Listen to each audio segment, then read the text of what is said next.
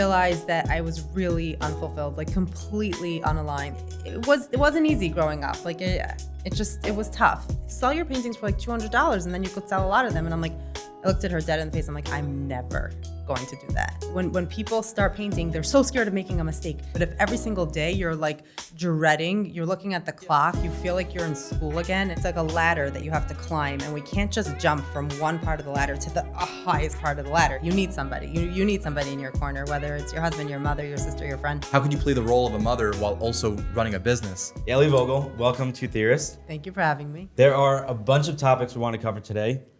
The biggest one, at least for me, is just how you built everything you have so far, which is the whole gallery. It's also your account.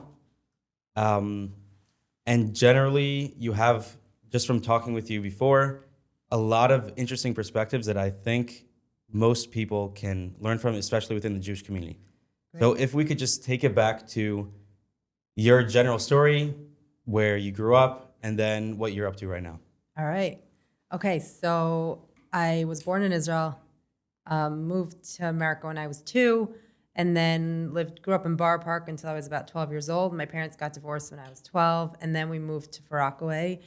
And then, whatever, long story short, I got married to this boy learning in Shayashav, and then we settled in Rockaway, and it was, money was very tight. It was just like he was learning and whatever. And then I decided to just double down on my special ed degree. So I focused on that, did special ed, and then I was also a general ed teacher for a few years. And then I realized that I was really unfulfilled, like completely unaligned, like totally misaligned, like going down the wrong path. And I felt so empty and so depressed. And I was just like, I can't believe that like we work so hard to get to life and this is it. Like, it's just so stupid. And then I painted one night, I painted these like 4 paintings from my apartment. And my husband went out to daven, Mariv, and he came back home and the paintings were complete. And he's like, you're a psychopath. And I was like, why? Like, you can't do this. And he's like, no, it's not a thing. And then a couple months later, I also painted like a whole Shivas Aminim set for my sukkah. And then everyone kept coming. We had guests, and they kept telling me, they're like, oh, you should, these are so good. Like, you have to sell. And I was like, oh my, everyone tells everyone that. Like, oh, no, I can't sell. I'm just a person. And then their words just lingered in my ears after. I'm like, maybe I could sell. And like, I was crazy enough to believe them. And then slowly, I opened up a Facebook account. I posted the Shivas Aminim set on Facebook, and it got so much attention. I was like, wow, I really like this attention. Let's try another one. And I posted another, and like really the ball started rolling. And then I was on my way. It was like that September or whatever. My 3rd son was born. And I was on the way to the meeting to have a special ed meeting. They tell you your caseload and whatever. And they weren't getting back to me. I emailed, they weren't getting back to me. Like, you know what, let me just drive. I'll see them when I see them. So I was driving down to Brooklyn to this meeting. And then they sent me an email. By the way, we don't have any cases for you. And I was like, duh, like I suck. I hated it. I'm like, of course you don't have cases for me. And then I made a U-turn on the highway, like literally about to go on the Marine Park Bridge. I turned around and I called my husband crying, freaking out. I'm like, what are we gonna do? And he was like, okay, don't worry. Like, it's the best thing that ever happened to us. Don't worry. Like, now you're gonna put all your eggs in this art basket. You're gonna go all in. Meanwhile, he's freaking out because he has no idea how like we're gonna pay the bills. We were really relying on that money. And also I kept saying like, I want to stop special ed. I don't want to do, but no one's really stopping a salary. Like, you just don't really walk away from that. If you have it, it's very hard. So here Hashem like ripped it from under me. And then I started really posting. I made it my business. I was like, okay, now art is my full-time business. I committed to it in my brain. I was like, I'm posting every day. That means I have to paint every day. That means like it's like a virtual storefront. Now it's like, and I worked from home for a good like 2-3 years, 4 years.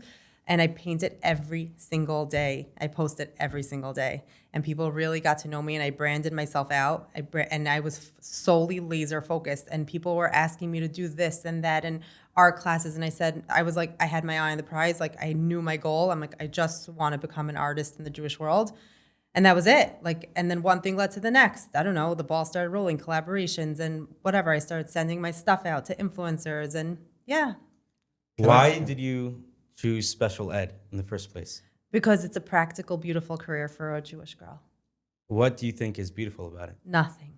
That's what everyone that was told totally me. sarcastic. Can we go back to that turning point for a second? I feel like there's a difference between feeling unfulfilled, doing something that you don't want to do, and there's a difference between that and doing something that you might want to do, but you just feel tired or burnt out.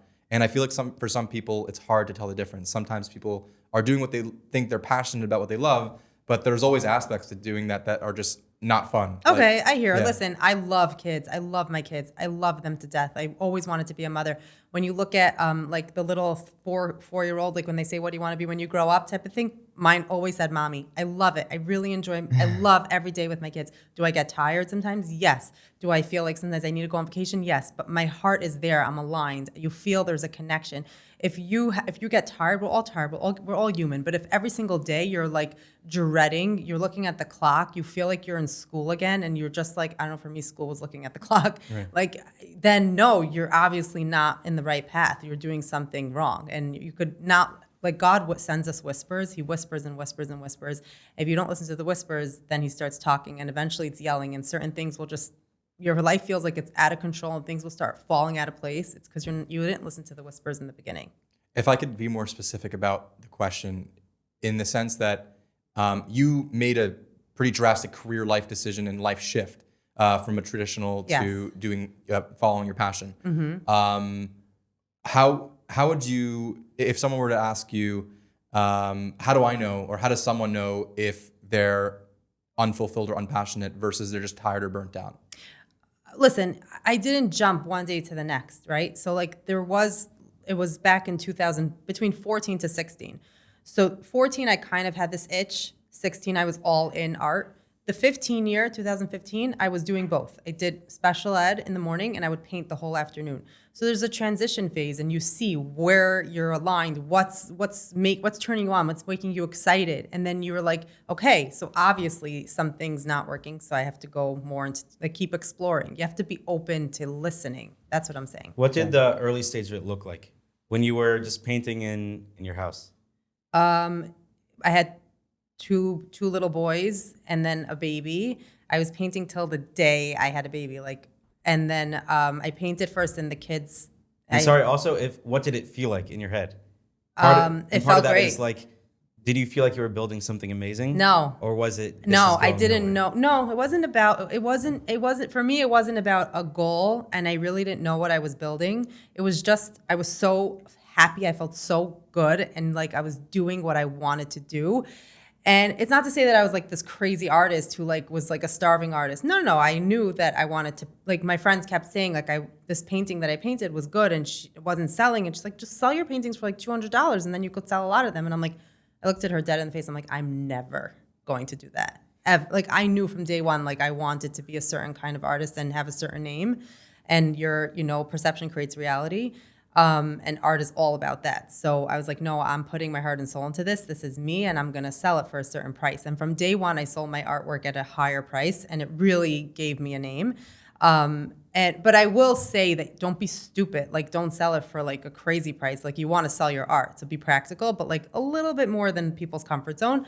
And I was really having so much fun, and there's so much like excitement in the building stage. I look back at that time and it was such a hard time.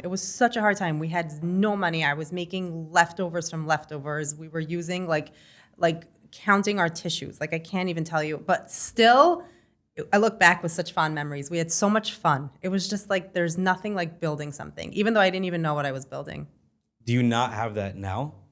Yeah, but it's different. It's because you already tasted the feeling of success. So now when you're building, it's just different. You could ask anybody. Everyone says the same thing.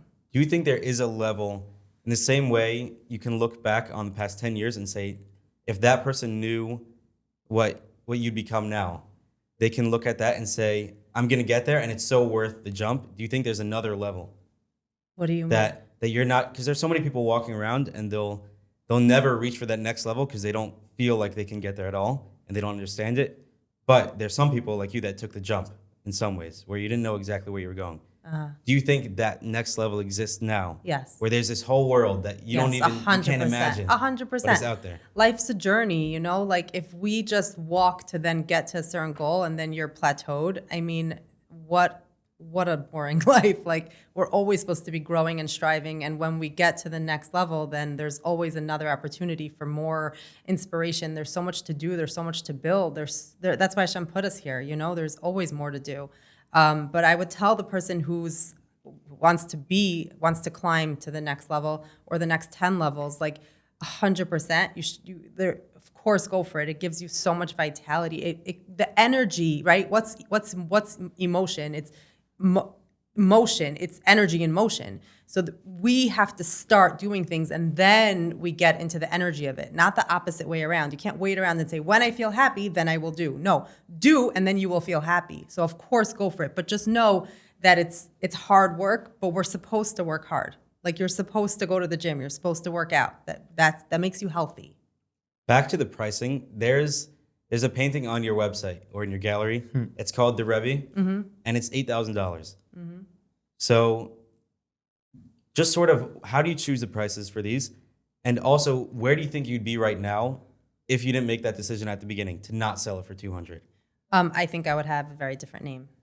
I think that it really made a big difference, and I'm so happy that I was stubborn. And I also, people, like a lot of art dealers reached out, and one of them wanted me to sign so that I could only work with him.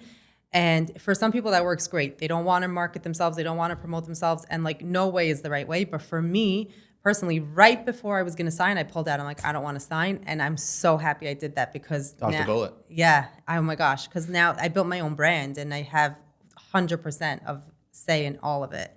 And I mean, your reputation is everything, and your brand is so valuable. And how do I make my pricing? I set up like a system a while back. I honestly don't even remember what it was, but basically it's that point, it's that beautiful Venn diagram of how much I'm willing to sell it, to part with something, and how much the person's willing to buy for. So you kind of have to feel the market out for your work, whether that means you're working for a year or 5 or 10, you have to know where people stand with your work. And then you also have to know where you're okay letting go. Because I do put my heart and soul into these paintings. They literally have everything of me in it. So I have to know that it's worth it for me to be, and I do want it to be on someone else's wall. That's why I'm painting it. I want my paintings to be alive and inspire and make a home what it is, but it also has to feel good for me. What is the Jewish art, like artists, like someone, like the demographic of Jews who are buying art? Like, I feel like it's just like very wealthy Jews, like very wealthy families, like nothing wrong, obviously. And it's just like, but there's nothing else. Like, it's just like, if you could afford it, great. No, there's a few different demographics. There's that one that's like the art connoisseur collectors, and they like understand art, and they want beautiful art, and they'll pay whatever because they want the value, they want the meaning, they just care about the meaning. And then there's a whole nother side that wants art to match their couch and match their living room. And those people aren't necessarily the wealthiest, but it's fine. They don't care. They're not investing in art, and they don't want to buy something I'm saying they want something meaningful and beautiful. They're happy if it's a kotel, but they don't care if it really has intrinsic value. It's like when I'm walking in like not Walmart, like Home Goods has like a bunch of like those like just random paintings that have zero meaning to them, and I just always think to myself, like, who's buying these? You know what I mean? Like who wants a piece of art that is just like, yeah, it's just like there. It's just like another piece of furniture. People are buying. The world is big. There's so many people. People are buying it. Yeah. One more thing is, like, when you decided to make the jump or the transition into that state, was there ever a point where you were like, maybe I can do not exclusively Judaica and Jewish art, or at least not exclusively be known for Jewish art, or you had clarity at the time, like, I only want to do Jewish art? And I guess what's the difference between the two? So when I started, I don't think I was clear about anything. I'm telling you, like, it wasn't this like revolution. I was just putting one foot in front of the other. What felt good, I did. And I wanted to paint for myself. Like, I was like, oh, so if I would paint, this is what I would paint. I love painting Jewish weddings. And the truth is, if I'm fully honest, like, for me, when I was younger, my favorite place in the world, I don't know why, was the Judaica store. I don't know. Like, I loved it. I love going into Judaica Plus or Eichler's. And there's something so beautiful about it. In Israel, I would love going. So I guess there's a part of me that really just wanted to spread that with the world. And I wasn't clear and I didn't make a conscious decision, but I kind of just went with it. And I really enjoyed it and people loved it. And that's what they bought. And like, I love painting flowers. I painted flowers. People didn't buy them. So I'm like, okay, if you're going to be a smart businesswoman, also like paint what the people want. Like you can't just paint what you want. Then you'll sit around with a zillion paintings. So there's like that happy medium. What was the first piece that you sold? And what did you realize after you sold it for that price? Like, I'm sure that's where the business starts. You started out of passion. Personally, I'm not someone who appreciates art so much. I'm more of the, let me match it because it matches the vibe. Sounds like you had that connection. How was it like when you let that piece go? Was that like a wild feeling? It's amazing. I was never that kind of person that's like, oh, I made it, I'm connected to it, I need to hold on to it for the rest of my life. I think that's so stupid. So what, I'm going to be buried with a zillion paintings? Like, I don't, practically, that just doesn't make sense. And when I sold so this first beautiful, actual, like, official painting that I painted and I didn't even know I wanted to sell it, but people came to my house, like, you need to sell this.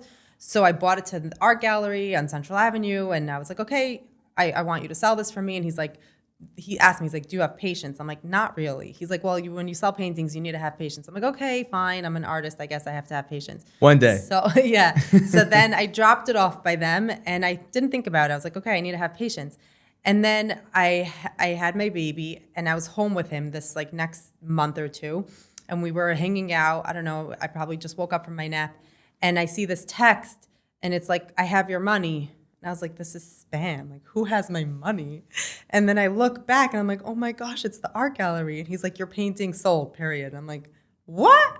And then he gave me like $1,000. He sold it for 15. He gave me 1,000. And I was just like, oh That's a steep my cut, gosh. by the way. Maybe it was, no, he sold it for $1,250. So he didn't take a lot. And I was amazed. I was so blown away. And then I looked at my husband, I'm like, this is amazing. Like this, I clicked in my head like, wow, like I could really make money from this. You look at your hands like, I did this? That's crazy. Yeah. And then a few months, like 2 months later was Hanukkah. And then I had a painting that I painted of my boys looking at the Hanukkah menorah. And I posted on Facebook. And this lady was like, wow, it really reminds me of my grandchildren. I want to buy it. I was like, what the heck? Okay. Like, this is crazy. And she came to my house and then my stepfather told me, he was guiding me a little bit. And he's like, don't go a penny below your price. I said it's $1,500. He's like, she's going to bargain, say 15. So then she came and she's like, do you have a better price? I'm like, no, I was petrified. And then she's like, okay, I'll buy it. And then she gives me a check. I'm like, I don't understand what just happened. And then a day later, we went, and also another lady in Brooklyn was like, I got some money. I really want to invest in a painting. So we bought her the few paintings that I had at the time, and she bought one. So within like 2-3 months, I made like, I don't know, a couple thousand from paintings. Wow. I was just like, it was beginner's luck. It's very hard to sell paintings. It's very hard. You really have to grow such thick skin and cry, and I don't know. But it was amazing. It just showed me the road. What was your strategy in selling paintings? I don't have a strategy. It's if you like it, you buy it. I'm not a salesperson. But meaning, was it more outbound, like you reached out to people, or you try to get people to come My to you? strategy is marketing. You have to put yourself out there so much and be so accessible to others that people come to you. Be a magnet. That's my strategy. And then if you want it, you want it. I'm not going to beg you, and I'm not going to force you or coerce you to buy an expensive painting. Like, that's just not the strategy. I think it's gross. So if you like it, it's yours. If you don't, it's totally fine. When you say put yourself out there, a lot of people will just put their art on one Instagram page, and it's just pieces of art. Your Instagram account does not look like that. You have cooking. You have you talk to the camera a lot. So how did that happen? So in the beginning, I posted my paintings, and Instagram was very different. So it was just pictures, and then you write like a caption. And artists sometimes put their painting and they'll write like oil, the size, and that's it. And like human beings, we're connectors. We love humans. we don't necessarily want the painting. We want to connect with an emotion. We want to connect with an idea. We want to connect with a person. So that's the thing. I would write these beautiful explanations of why I painted something. And it wasn't a chazal and it wasn't Torah. It was me. It was my life. Just like I'm doing now, just in caption form. And people so connected to that. Then stories came out and I was on stories all the time talking about myself, my life, whatever. And people really, they just resonated. It just resonated. And then I took a break from Instagram. I still posted my art, but I was like, okay, people know me, my clients know me. This is so weird. Like, I don't know, it weirded me out. So I stopped going on stories so much. And also I was selling and I was just like, okay, I don't need to like hustle. And it is weird. It is so weird. It's weird. And then I was like one day, but then I started getting unfulfilled and I started feeling like bored and empty because the painting alone, like, I'm also a connector. I also want to connect to people. It's not just about the art, it's about the human behind the art. And so one day I was just like, you know what, YOLO, I'm doing this. Like I'm just doing what I really want to do. And I started talking again on camera and posting again and I love my life. Like I love getting out of bed. I love it. It's what I enjoy. I think art is it's an avenue of communication. So I'm a communicator in the end of the day, whether it's in painting or speaking or podcasting, whatever it is, we're just communicating a message. When you sit down in front of a canvas or whatever sort of canvas you'd be working on, what's going through your head? And is it different from when you first started out? No. So it's funny. I look back at paintings when I first started. I'm like, I can't believe I was so good then also. Like, oh, you think you were good the whole time? Yeah, the paintings were good. They were, I mean, I wouldn't have sold if they were, the technique was there. The hand wasn't as polished, but it was there. Like it was good. And how did you get there? Because you said that you weren't painting like when you were younger. I did take APR in high school, so that like gave me like a good dabble in paints. And it's kind of like people who play piano by ear. I don't know how they do it. I'm fascinated. So it's the same thing. Like I just know. I don't know. But I have to practice. You have to practice your skill. You gotta like really practice, like, and really get better every single day. Like hone in. It's like a real thing. And I really did that. But when I stand in front of a blank canvas, there's always this moment of like intimidation, like, oh my God, I don't know how I'm gonna fill this thing up, like how in the heck? But then I start and the craziest thing happens, I'll paint and then I'll see something completely different than what I wanted to paint and I'll go with it. And it's the weirdest thing. It's like God talks to me through these paintings. And like I one time recorded myself doing this. I painted this like just first layer. I'm like, guys, do you see what I see? Like, I see it's coming out. And then... Sorry, it's Oh. I knew it was going to happen. Oh. It's okay. But that's so interesting because like you see all those like Instagram videos where it's like they're painting something. It's like, psych, I'm painting something else. And I always thought that was like on purpose for engagement. No, but if you were to do sometimes that, it it's would be not. natural. Yeah. That's so cool. Yeah.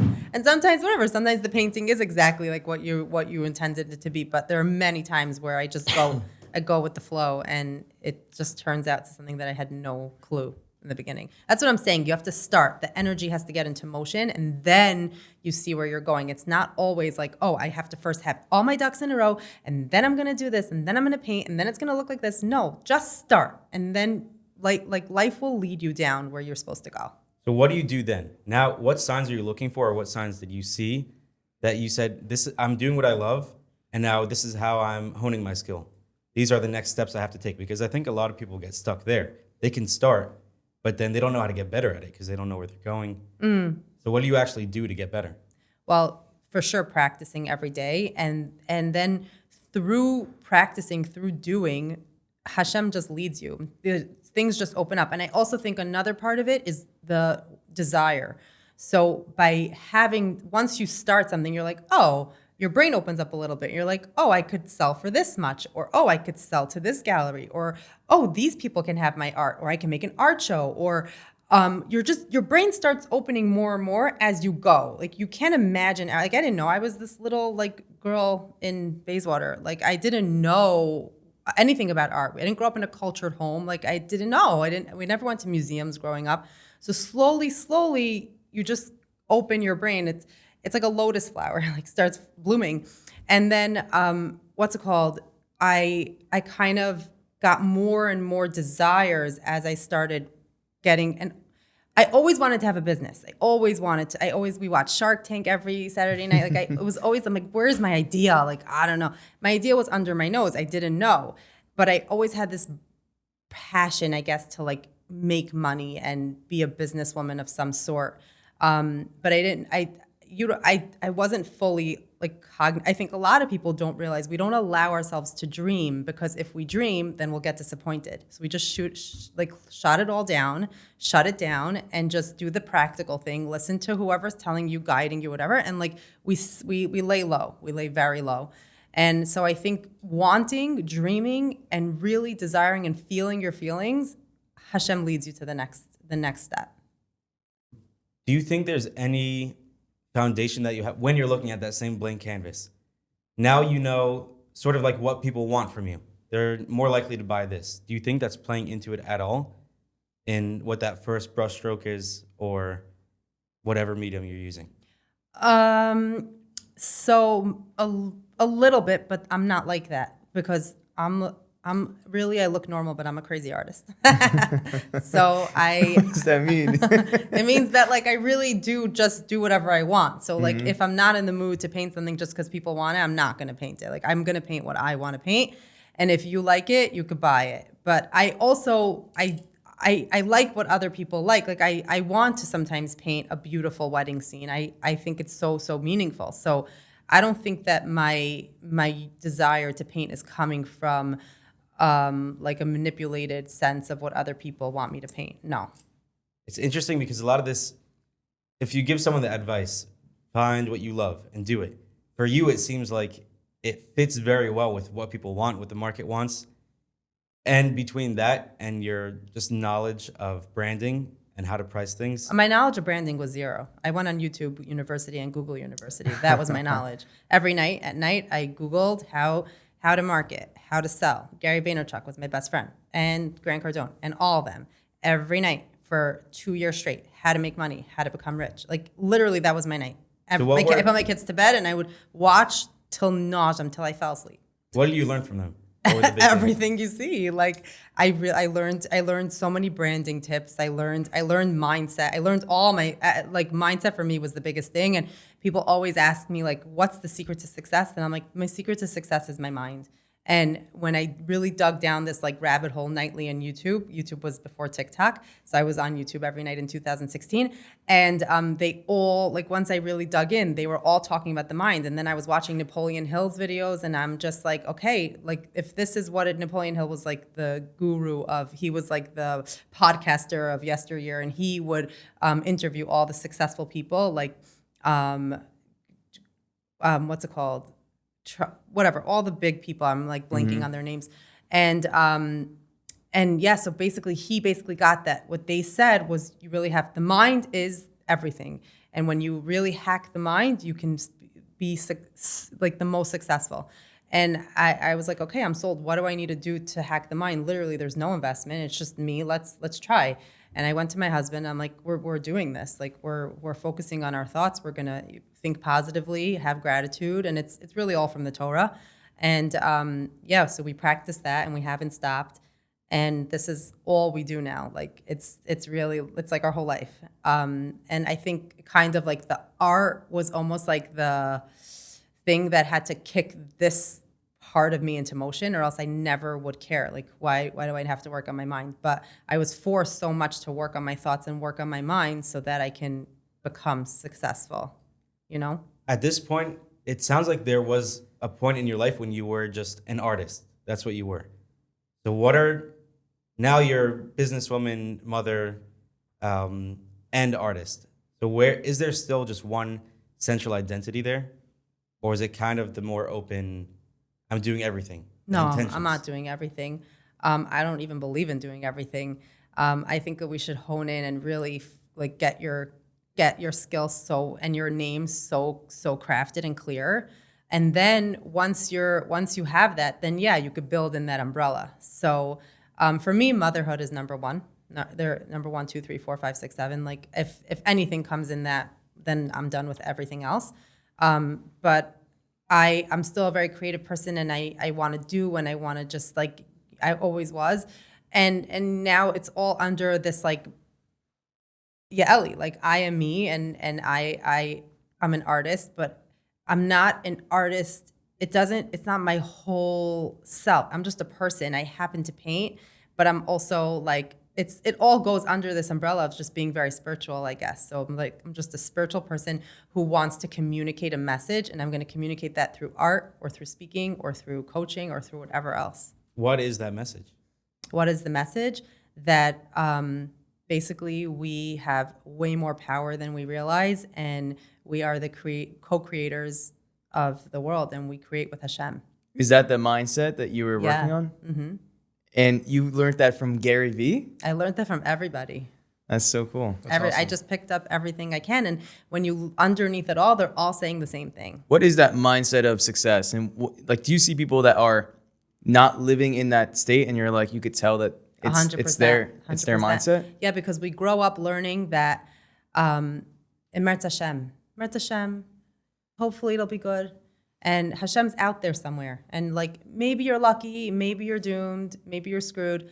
And it's really like not like Hashem is, like we all have a piece of Hashem in us. We all have so much more power. And I read this book. It's called You Can Heal Your Life by Louise Hay. I read it back when I started. And she really got me on this path. I was like, oh my gosh, like, wow. Like she really had a hard life, and she cured herself from cancer. Like she was an amazing person. And basically it just opened my mind to so much. Like, wow, like I grew up, life was hard. It wasn't easy. Grew up single mom. And I really had the cards stacked up against me on just what everyone else, like people would say it's hard. Like, we didn't have any, we both came from nothing. And I could have just said like, this is me, like this is what I was dealt, and like, whatever this, and then you have this, not mental health, but like now everything's mental health. But like, okay, so you had PTSD, and now he has ADHD, and we all have our ABC, and we could sit around and say like, this is us, accept us, world. But in the end of the day, Hashem put us here in this situation, not that we can be accepted by everybody, but so that we can grow and grow through it and grow out of it and really like expand and transform. And that transformation happens within when you realize that you have so much power. Hashem's giving it to you. And when you have so much desire to change and you daven and you pray for it, you will find it. You really just do. I see this over and over again with my life. Every time I just go out of myself and I pray for something and I have this desire, like Hashem, just help me, give me the answer. I don't know why. It's really magic, but it happens. It always does. Practically, what can you actually do? Because I think a lot of people, they'll try to take this belief and then they'll like test run it for a day or two, a week or two, and then nothing just magically happens. Right, because you have to be aligned. You have to be on the certain energetic frequency of vibration, right? So it's like a ladder that you have to climb, and we can't just jump from one part of the ladder to the highest part of the ladder. You got to do it slowly. So you have to give it time. And let's say I have this desire, I don't know, to sell a painting for this X amount of money, and my brain is not opened enough. I can't see it enough. So I have to slowly open my brain, and there's like a time lag. And you have to let things happen. You have to have patience. And that's where the Amuna piece is. That's Amuna 101. And so painting and just running any business, not even painting, but for me it was painting, but any business somebody runs, in the end of the day, they're not running a business. They don't own a business so that they can make money. I know that's what it looks like. They're running a business so that they can learn. Hashem put them in that situation so that they can learn and chew up Amuna on a day-to-day basis, because it's really the hardest thing, and there's no guarantee, and it's all risk. Business is all risk. And so Hashem wants you to grow. Hashem wants you to grow through that process. Could we shift the conversation slightly to what you mentioned before? I'm like just thinking about this since you said it, about how there's nothing more important to you in your life. There's nothing that has a higher priority in your life than being a mother. Why is that? And it seems like it's an obvious question because we're all Jews. We're just a Jewish podcast. Like we're all mothers. We're all mothers. But like obviously, like you look at the entire world and how like there's just like a dramatic shift into this mindset of if you're a woman and you want to be successful, you want to get the most out of life, you need to traditional roles aren't for you, and you need to, work hard, and you need to get a job or start your own business. But I guess what is your perspective on why motherhood takes the highest priority over any business venture? So much to say here. We could sit here for like a day. What's it called? First of all, I chose to have kids. So like, who else do they have? I'm the only person they have. Like, it's so not fair to them. Like, I am their life. And I would feel so bad if I would just not be home.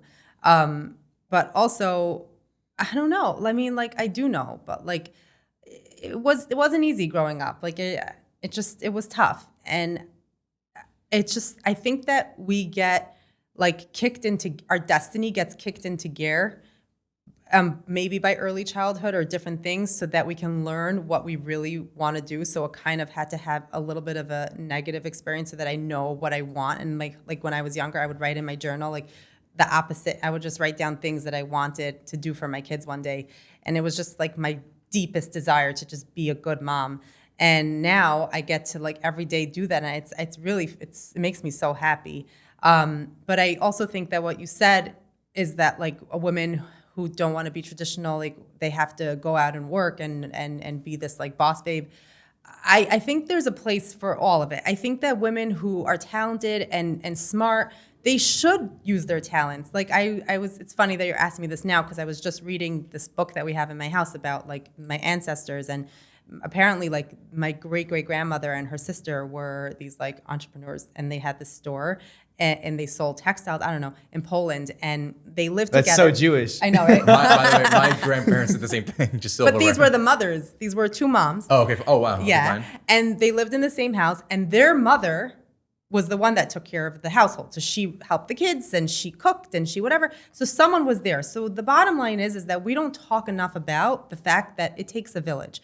So of course, a woman if she's talented, go for it. If you want to run an organization, you could do chesed, you could like start things. 100%. If your husband's doing something and you know you could do it, and you know you could really help him, and you could like take it to the next level, help him. Like, of course, Hashem gave us. Also, we don't know where the shefa is coming from. Like, a person could decide that I'm in my feminine, and then he has to be in his masculine, and like, but you don't know. Maybe you can turn open that like faucet. Maybe you're the one that needs to turn it open, and then it will pour in. Like we don't know where the bracha is supposed to come from. So that's what I think. I think that a woman, if she wants to, if she has a desire, she should 100%. But that being said, it takes a village. So on some level, a woman needs help. Like we got to be practical. Like someone needs to be there for the kids. The kids that we are all they have. And also, in the end of the day, a woman is not bound by time. So we're multitaskers. We have to be in different places in different times. And like, that's how we roll. So if a woman needs to be at a meeting and she has this pressure now that she has to be somewhere at a certain time, and it's like pressure, and she knows that she's the one that has to pay the bills, that's where it gets a little messy, because we just can't. We have kids, we have doctor's appointments, we have a kid coming sick, a kid going to school late. There's just like a lot. And in the end of the day, a woman needs to know that she can work, she can enjoy, she could do her thing, but she can't have the bottom line responsibility of paying the bills. And it literally says this in the Ksuba, and it was said it for a reason. A man is testosterone. He wakes up like the sun. Every day is the same. He shines. A woman is the moon. She has phases. She goes in. She goes out. That's how we are. So we can't be pressured to know that every single day we have to be a certain way if our bodies are literally not designed that way. So that's my answer. So you think or not just you think, but that they're fundamentally different? 100%. Sort of on the same note, when I see there's some people, men and women, who seem to be playing a character where they're sort of taking the same idea of believe in all of it, the Amuna. It's all coming straight to you. You just have to like put your pants on. And then people get into this crazy alter ego where it's like they have different identities between, in this situation, I'm a mother and I'm nurturing. And then in this situation, I walk into the room with men and I'm like, I take over and I show them who's boss. Do you think that's helpful for people? Or what's the right way to do it? I don't know. I don't know. Do you know what I'm talking about though? Have you seen that? Yeah, I know what you're talking about. I I don't know. I think there has to be like a healthy medium. I don't think I don't know. Yeah, I like that you said that. I never heard this before, that women aren't bound by time. And that means like literally like they're not bound by time, like in the family aspect. So maybe like what DJ's saying, when they're at work, when you're working, it's not the same mother persona. Is it the same mother persona? I'm not sure. Yeah, I try to keep the same. Like, I think that a woman should be more feminine. And it's like, it's a little funny when a woman's like so masculine. But you're running a business. You're paying, I assume, your business's expenses and bills. And So I know. I do technically run a business, but my husband has a big part of it, and he helps me a lot, and he does the bills and the taxes and all that. And it's just, for me, I don't want the pressure of doing all that stuff. And if it comes down to that, then I personally don't want to run a business like that. That's me. So. and you're playing into each other's strengths. Yeah. So everyone has to do what works for them. I'm not going to say that every woman should make sure that her husband works in her business. No, everyone could do what works for them, and you go with your flow. But personally, that's just, at the end of the day, I do want to be a mother and a wife. And if something like really coincides with that, then I have to think very, very clearly. The thing is that for most people, in and out, mainly out of the Jewish, out of the Jewish world, they look at you and they think you're a living contradiction, Right. because it's like, how could you be such a, how could you play the role of a mother while also running a business? And it's just like, the way it looks like, at least personally, the way I see it is, I think it's a fundamental misunderstanding of the conflict. Do you think that there is a natural conflict between wanting to be a mother and wanting to have a business? Do you think that, I mean, clearly you're doing it, but maybe it's specific to you. Is that conflict normal? Is it natural? And should people just choose one? So a few years ago, when I opened the gallery, I did, I'm going to be honest, like, I saw a lot of people on Instagram, females, and they were what it seemed like so successful, really rolling in their boss era. And and I was jealous. I was just like, I'm so confused, because like I know I could go down that road, and I know I could kill it. And then the other part of me was like, but I really I'm gonna feel so guilty. And when you feel guilt is a very clear sign that you're going down the wrong path. You're not being true to yourself. I'm like, I'm just gonna feel so guilty about home. Like, it doesn't feel good. And I struggled with it for a long time, just figuring out, I'm like, what do I want to do? Like, which path do I want to go down? And then I came to a decision. I was like, no, I want to go I want to go down mom. And that, if that means that I need to hire more people in the gallery and take much less of a percentage, like I don't pay myself, I pay them. And when I can pay myself, I will. But I was just like, you only have kids once, and you're their mother forever, and they'll remember this is their life today. Like, today, my son's in 4th grade, he's going on a trip. This is his day. Like, he's not going to be in 4th grade on a trip again tomorrow. And when you think about it like that, kind of going backwards, like the 80-year-old you looking back, you're like, holy moly, like, I have to do this. Like, I could be a businesswoman I could do it later. I could. And so now it's kind of maintenance, doing what I want to do, and I still get inspiration and ideas, and I'm still doing, but it's a little toned down from what I want to do, because I know that, like, priorities. If we could go back to the art for a second, Asha kind of asked it, but how did you get so good at it? If you didn't train anywhere aside from this high school or college, wherever it was. Practice, really a lot of practice. I was obsessed. I have like a little bit of an obsessive personality. So when I go in, I go all in. Like, my husband will be like, you're doing it again. Like, when I get mad at him, I'm like, I'm sorry.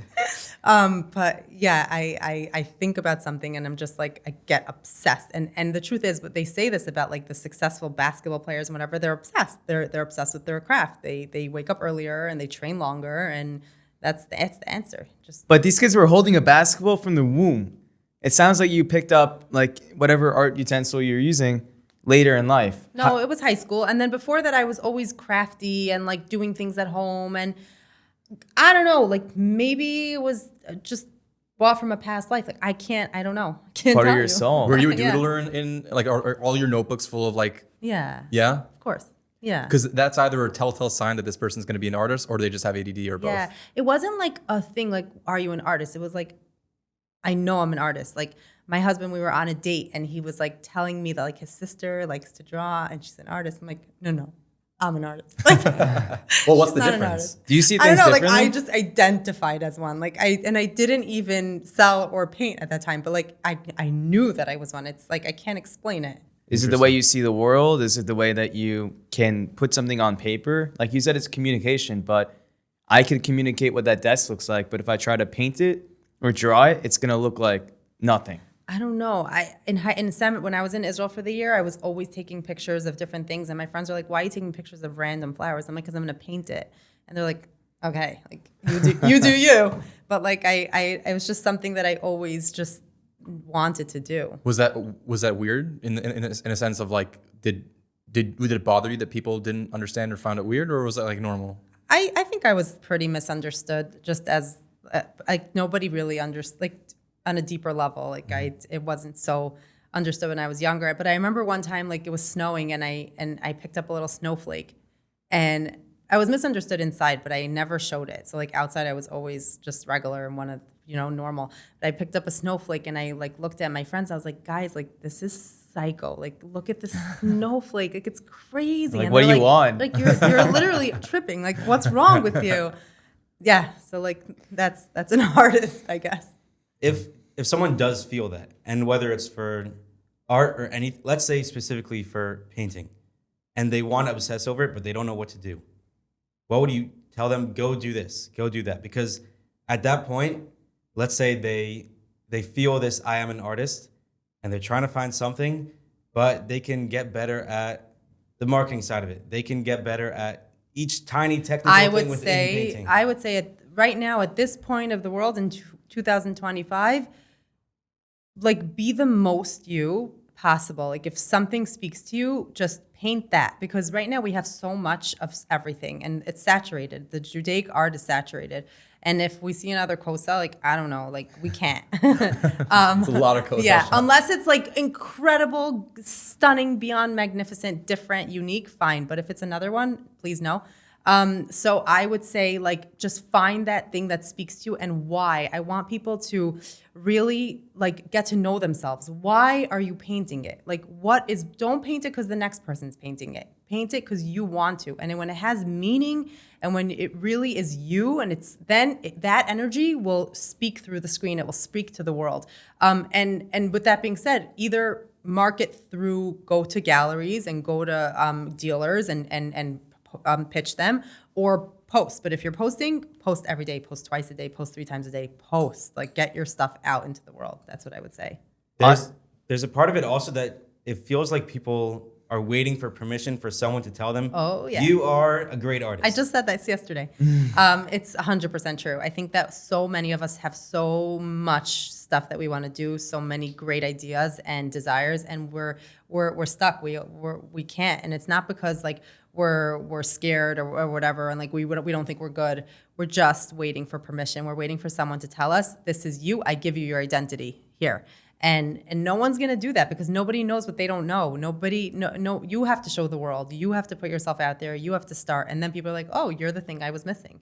You know? I'm just imagining you showed up to a gallery, and right at the beginning, they're probably just like, "Who is this?" Yeah. This could be anyone. Yeah. And I remember the first time we were at this, like we went out. It was like one of these like Saturday night when Central Avenue has these like late night Saturday night small business shopping things, and we were out. And me and my husband, and We backtrack for what is a Central Avenue late night shopping? Oh, and in the 5 towns, you have this like twice a year in the summer and Hanukkah time. They have this like late night. Everything's open till 12 my midnight. wife went to that. Yeah, I thought that was every like night that everybody goes late nights. No. and It's Central Ave. a discount. It's a discount night. Or Yeah. 2 nights, something like that. Yeah. So we were so young. I don't know. I was in like probably 27, and I mean, your guys are young. And then this guy was schmoozing with my husband, and then he turns over to me and he's like, "So what are you like? What do you do?" And I looked at him and I'm like, "I'm an artist." And Hasanal turns around and he's like, "Yaeli, that was the first time you ever said that." And I'm like, "I know. Like I just gave myself permission to say that out loud." So saying it and owning it is so hard, but perception really creates reality. And the more you can own it for yourself and really feel it and eat it, the more other people will accept it back. If you're like, I don't know, kind of like on both sides, you're like, I'm not sure, you're insecure, people will sense that too. So you own it. At that point, was anybody calling you an artist? Or you kind of took that title and you used that first? Yeah, I took that title. I used it first. And then I think my friends thought I was very silly. And a lot of them were like, who does she think she is? What does she think she's doing? Like, she's not Van Gogh. And I was like, but I am. And that was it. Was your husband cheerleader the whole time? 100%, the whole time. That's awesome. Time. Yeah, you need somebody. You need somebody in your corner, whether it's your husband, your mother, your sister, your friend, somebody. And he was my person. Yeah, he's great. How, within this period of you're telling all your friends I'm an artist, or telling random people you're an artist, going to galleries, saying you're going to sell your art for $1,000, whatever it is. How did those interactions go for the most part? And what steps do you think you took that actually got you to that? Some interactions were really not great. Some people were really not nice, and they didn't believe in me, and they were like, okay, you're nuts, like you're nobody. And I was like, okay, I'll show you. One day I'll come back and like I'll get the last laugh. And it kind of invigorated me, and it forced me. The no made me want to prove them wrong. So it gave me more fire. It turns you into the main character. Yeah. Now you have to do the underdog story. A major underdog. Yeah, but that feedback makes or breaks somebody. Yeah, but I to me, I looked at it like it gave me more ammunition. Mm-hmm. There's a part of it also. I think there are a lot of people looking for someone who can make decisions, and that's just those are their criteria for, is this a person I want to be involved with? Do they make decisions for themselves? Do they not wait for that permission? So if I don't tell them to do something, they're still doing stuff. And that might be the key for a lot of these people, especially creatives, because they need that brand. And it's that one tweak that really might get them there. Mm-hmm. I forgot what I was about to ask. It was totally different from this. That was off track. Okay. Motherhood. No, but it is super important, like to have that click of, I can do work without somebody telling me to do that. Why do you think it's not natural that people, I mean, was it natural to you? I'll tell you why. Because we are naturally trying to survive, and we want to make sure that we are not abandoned. And when you go out of the herd, our brain is wired to be herd mentality. We do things together because we want to survive. We make our food together. And you go out and you're doing something so different, then and the brain fears a sense of death ultimately, because you're not being protected. You're not going to be together. And so we just want to do everything to just stay together. Something just clicked of why you're such a spiritual person. You like broke free of like the animal nature of survival, and now you're just like, you're chilling.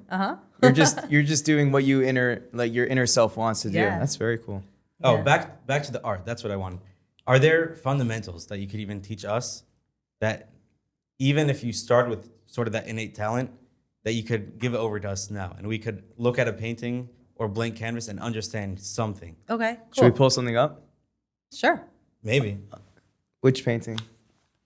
Well, I don't know if it's the best way to explain fundamentals. Okay, yeah. But there is a fundamental that I think, and that many people, like a trained, skilled eye, will see, is that the painting has to move. The painting has to dance. And when the painting is still and flat, then it's just not a good piece. And it doesn't have to be layered, and it doesn't have to take so long. It could take very short. But if the painting has that like energy, and it's like something is weird and it's moving somehow, then it's an incredible painting. And another thing I'll say is that when people start painting, they're so scared of making a mistake, because like everyone always asks me, what happens when you make a mistake? And I'm like, okay, so what happened was when I made a mistake, I was so bummed, and then I realized, let me go with the mistake. And the mistake ended up being the best part of the painting. It's Bob Ross. It just turned it into like, it made it alive. I made the wrong stroke, and all of a sudden I stand back and I'm like, wow, that's actually moving now. Like I didn't know that's what it needed. Bob Ross says there's no such things as mistakes, just Yeah, happy accidents. exactly. It's like one of his like one-liners. The happy accident. And worst comes to worst, you could paint on top of it. Like it's really not such a big deal.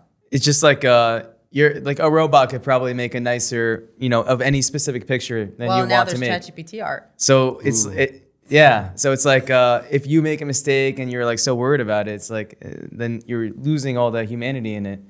I also had a question, but I forgot. What do you think about the ChatGPT? Yeah, how that's the my next AI are? question. Are you nervous? No, I'm not nervous because I think that it actually will increase the value of human artists. I think that many people, the second genre of what I said, they want to match their couch. They're going to love it and they're going to buy it. They're going to run with it. But I think that I was looking at ChatGPT paintings. They're great. Like it really looks like someone painted it. But at the end of the day, what's the meaning? Where's the soul? Yeah. You know? Oh, this is what I was going to ask. Are you putting the movement into the picture? Is that what appreciating art is? Yeah, it's the soul of the artist in the painting. So I don't do that. I don't think a lot of people do that. A lot of people do that. A lot of people do that? Yeah, How they do you? what? they don't know. It's not a cognitive, conscious thing. It's an emotional, very subliminal messaging that you're picking up on. You might not even realize, but you're like, I'm just connected to that painting. It speaks to me. That's what it Speaks to means. me. It speaks to me. I can relate to that in a 100%. weird way. Like there's this painting. We said it off camera, but we like my wife. In long story short, my wife and I accidentally got like a $3,500 piece of art like from a garage sale for like $25. It's not my go-to. Like I wouldn't spend $3,500 on it, and it's not like my go-to like style. Like it's like a weird, like it's like an abstract style. But when I saw it, even though like it's weird, like it's like I visually I'm not sure. Like it's like my go-to like I said style. But like I did feel like this is like I do feel like some sort of connection to it. Yeah. So it's interesting that it could be detached. Maybe Yeah. maybe Is I it the could be money mixing it up. making a move in your head? That honestly might be it. Wait, I It's wanna because show you saved, guys. like $3,000. I want to show you a painting that I actually just took a picture of the other day. They have these paintings that actually move. You know, the ones that they it's like, Like an Harry Potter? illusion. Like, let's say this painting, if you look at it, there's nothing perfect about it, but it's moving. It's alive. You guys could show it on. Yeah, we'll have to. Can you send us this? Yeah. Yeah, we're gonna put. I don't know. I don't see so it- much movement. Is it? You have Rav to look at it. Chaim? Yeah, Rav Chaim and Rav Kook. It's just it's not a perfect, like it's just not perfect, but it's like This is yours, right? yeah. That's awesome. How many pieces of art do you have that you made in your own house? Not so. I have some that I like intentionally made, but not so many because I don't want my house to feel like an art gallery. Is your studio in your house? No, right? Okay, so and also I love art. We both love art, so we collect other people. I'm very into the fact that a home has more than one wall. You don't need like everyone's like, oh, you know, you're an artist. You need all. No, I can also support other artists, and there's a lot of room for many people. But no, So I painted in the basement of my gallery, and then it got so filled up with products.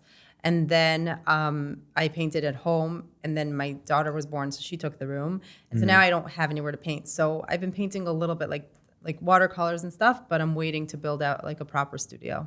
Were there any paintings that, to the extreme level of passion that you painted, and to the point where you loved it, but everybody else is like, that's not a coattail, that's not Israeli flag, that's nothing I recognize, nothing that I would want to connect with? Do you have those pieces, and like where do you put them? What do you do with them? Not so much. Most of my stuff is pretty self-explanatory, but if there's one or two paintings that really I don't like after I painted them, I really have No, to, that like, you love, but people are like, this is not what. So funny that you're saying that because there's one painting that I loved, and my friend came and she's like, I don't think anyone's gonna buy this. And I was like, no, I really like it. It's so good. It was olive base and fire. It was so spiritual, so That's cool. cool. And I was like, I know that someone's gonna buy it because I love it, and someone bought it. Are you wow. inspired by Kabbalah? Yeah. Very. What's your take on Kabbalah? It's literally everything. It's we should learn it before we learn Torah. Really? 100%. I learned Kabbalah That's a the hot whole take, I last think. year. And now my husband learns it every week, and it's literally everything. Like if we knew the reasons why we did stuff, we would be so much more spiritual and Jewish. Now we're just doing things because it's by route. We're not being taught the meat of why we're doing things. It's just you have to follow halacha. I don't want to follow halacha. Like it's not enough. Right. I feel like a lot of people say that just having spirituality is not rigid. You need some sort of like So you need backbone both. to So it. you need the spiritual and you need, but I think we've gone so far away from the spiritual that all we have now is the like, I don't know, concrete halacha, and people are not connecting to it. And so now you're having all these like Rabbi Nachman movements and Chabad, and it's all coming down. They're all saying the same thing. It's all fundamental halach. It's all Kabbalah. That's what it's coming from. So how do you capture those ideas? Meaning, because they are so abstract, and you're talking about spheros, and you're talking about, I guess, realms and all these things, and like that. And that's obviously just one aspect of Kabbalah. So even before I learned Kabbalah, actually, I was still painting the aleph beis, and I knew that each letter has so much meaning. I didn't know why. I just knew it, and I would paint it, and I would explain it. You explain it to people. You explain why you're connected, why you're painting, and people really, if it's the truth, they hear it. What if it's not the truth? I didn't have that experience so far. I'm saying, can you convince people it's something that isn't the truth? Not if that wasn't the truth. I'm saying, I don't know. in general. I'm so not like that. Like, I'm a truth seeker and I'm a truth teller. So if something feels right to me, I could talk about it till like I'm blue in the face. But if it's not, there's no way. Like, I can't convince you of anything. Did you choose this specific gallery first, and why did you choose this one? This location. Well, we were like on like a side road. Nobody really knew where we were. We had a gallery, but it was like not centrally located. And I knew that the best thing would be to be like on Central Avenue in the Five Towns. And I was just driving. It was during COVID, and a shoe store was closing down because of COVID. And they had like a for rent sign. And I stupidly called because I was like, let's just humor ourselves. And the rent wasn't that bad. And I called my husband. I was like, you need to call me back. Like, this is like, I don't know what we're doing, but we're doing something.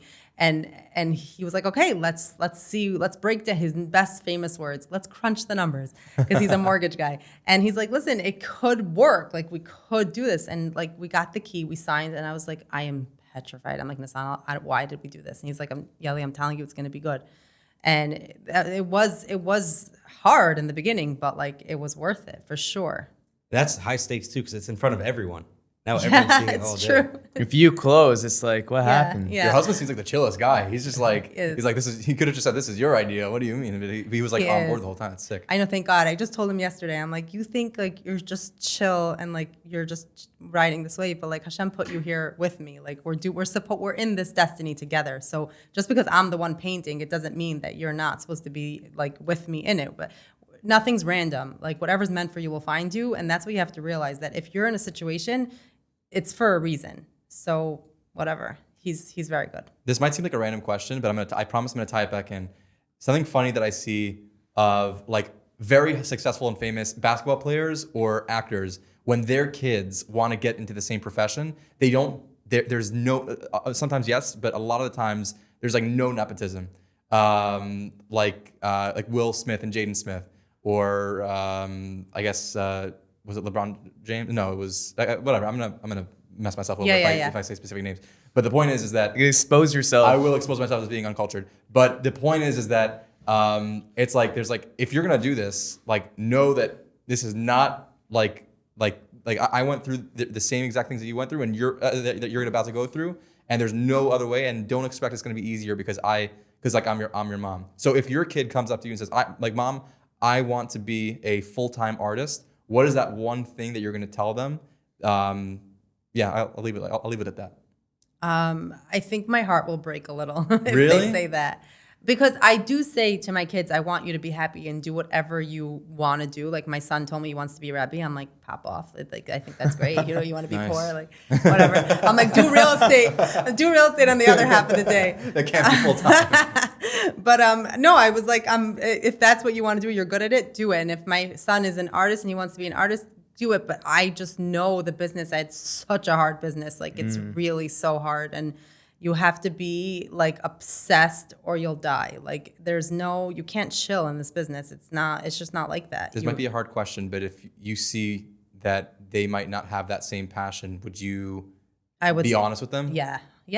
But I also agree with no nepotism, because, you know, through the hustle is where you build the muscle. So It's true. If there's one last message you could leave us with, maybe for people listen to you all the time, what do they need to hear? that we can do hard things. And I think that in this generation, and it's getting more and more, is that we really have so many excuses, and we think that because of this, that, and the other is why we can't. But we weren't put here to say and talk about excuses. We were put here to transform and to do the work. And working is hard, but working is so good. And yeah, like you don't realize how much power you have. You can do it. Love it. Right? Thank you.